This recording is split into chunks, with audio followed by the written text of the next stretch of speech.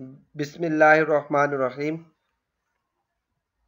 ہم نے آپ کو وراثت کے اصول وغیرہ بیان کر دیے تھے اور آج میں آپ کو مسئلہ حل کرنے کا طریقہ بیان کروں گا۔ آج ہم کچھ مثالیں کریں گے اور جو آپ پڑھ چکے ہیں اس کی امپلیمنٹیشن ہم یہاں کریں گے۔ تو ہمارے پاس فرض کر لیں ایک شخص فوت ہو گیا، زید فوت ہو گیا، اس کا ایک باپ ہے اور ایک بیٹی ہے۔ تو اب یہ جائیداد کس طرح تقسیم کی جائے گی؟ آپ یہ دھیان سے دیکھیے گا۔ بیٹی، آپ اس کو مسئلے کو حل کرنے کے لیے آپ کو جو اصحاب فروض ہیں ان کی حالتیں، کس حالت میں کتنا حصہ ملے گا، یہ یاد ہونا ضروری۔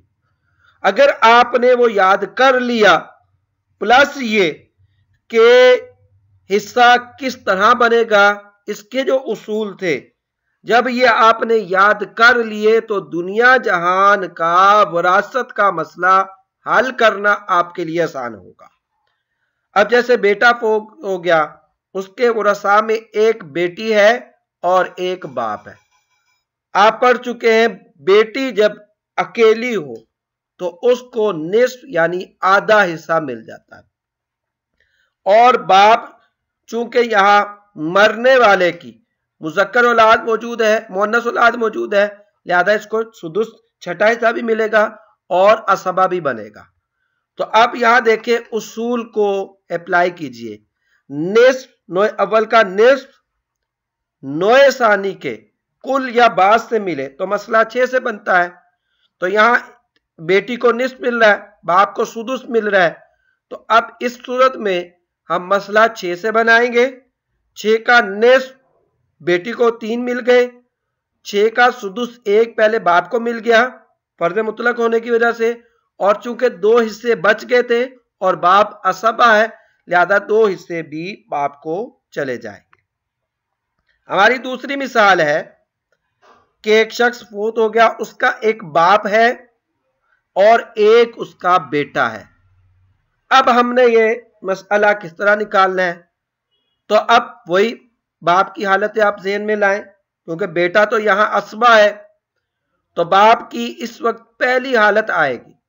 وہ پہلی حالت کیا ہے کہ باپ، اگر کوئی شخص فوت ہو گیا، اس کا باپ ہے اور اس مرنے والے کی مذکر اولاد ہو تو باپ کو فقط چھٹا حصہ ملتا ہے، تو وہ چھٹا حصہ سدس مل گیا، بیٹا عصبہ بن گیا۔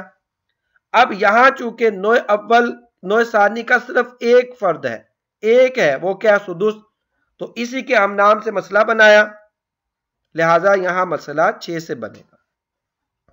6 کا سدس 1 ہو گیا، ایک حصہ باپ کو چلا گیا، بقیہ 5 حصے بچ گئے اور وہ حصے بیٹے کو بطور عصبہ حاصل ہو جائیں گے۔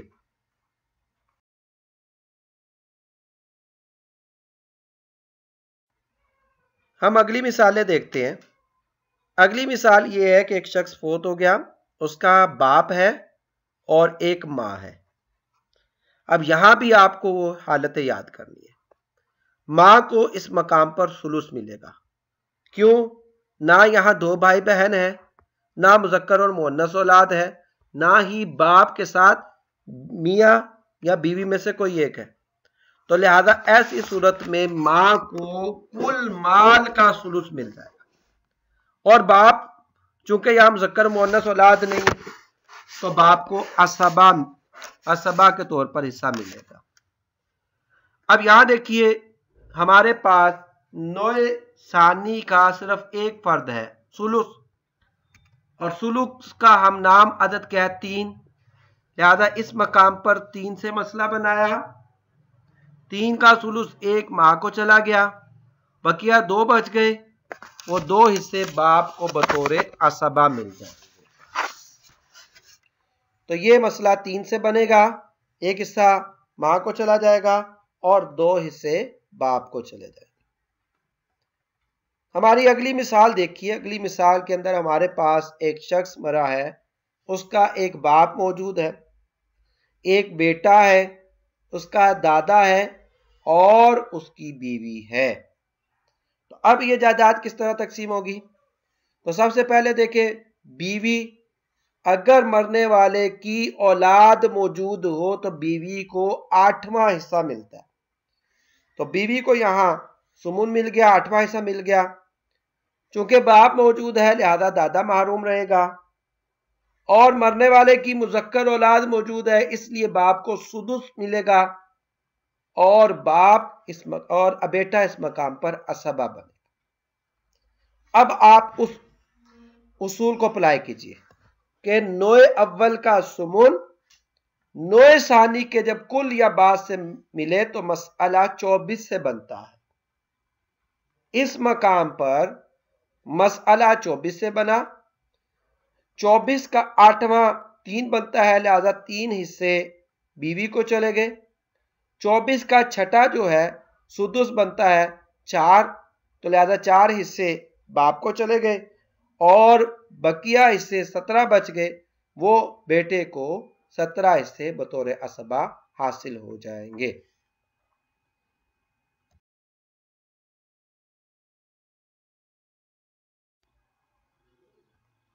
جی اگلی مثال دیکھتے ہیں. اگلی کی مثال ہمارے پاس کچھ اس طرح ہے کہ 2 بیٹیاں، باپ اور بیوی. تو یہاں بھی ہم دیکھتے ہیں بیٹیوں کا، آپ اب پہلے بیٹیوں کی حالتوں پر جائیں. بیٹیاں 2 یا 2 سے زیادہ ہوں تو ان کو ثلثان ملتا ہے لہذا بیٹیوں کو ثلثان مل گیا. باپ یہاں چونکہ مؤنث اولاد ہے لہذا اس کو چھٹا بھی ملے گا اور اسبہ بھی بنے گا، اور بیوی کو 8واں حصہ ملے گا کیونکہ مرنے والے کی بیٹیاں موجود ہیں. اب یہاں اصول کو اپلائی کیجئے. نوع اول کا سمون نوع ثانی کے کل یا بعض سے مل رہا ہو تو مسئلہ 24 سے بنے گا. تو یہاں آپ نے 24 سے مسئلہ بنایا. 24 سے مسئلہ بنانے کے بعد جو بیوی کو 3 حصے چلے گئے، بیٹیوں کو ثلثان یعنی 16 حصے چلے گئے، اور بقیہ 5 حصے بچ گئے، وہ حصے 5 باپ کو چلے جائے گے. اگلی مثال ہمارے پاس ہے دادا، بیوی، بیٹا اور بھائی. تو یاد رکھیں بہن بھائیوں کے تمام رشتے بیٹا ہونے کی وجہ سے محروم ہو جاتے. تو بیٹے کی وجہ سے بھائی محروم ہو گیا. بیوی کو شوہر کی اولاد ہونے کی وجہ سے سمن 8واں حصہ مل جائے گا. دادا کو مذکر اولاد ہونے کی وجہ سے چھٹا، اور بیٹا اسبہ بن جائے گا. اب یہاں بھی اصول آپ اپلائی کیجئے. نوع اول کا سمن نوع ثانی کے کل یا بعض سے ملے تو مسئلہ 24 سے بنتا ہے. تو 24 کا سدس یعنی 4 دادا کو، 4 حصے دادا کو چلے گئے. 24 کا 8واں حصہ جو 3 بنتا ہے وہ 3 حصے بیوی کو چلے گئے، بقیہ 17 حصے بچ گئے، وہ 17 حصے بیٹے کو.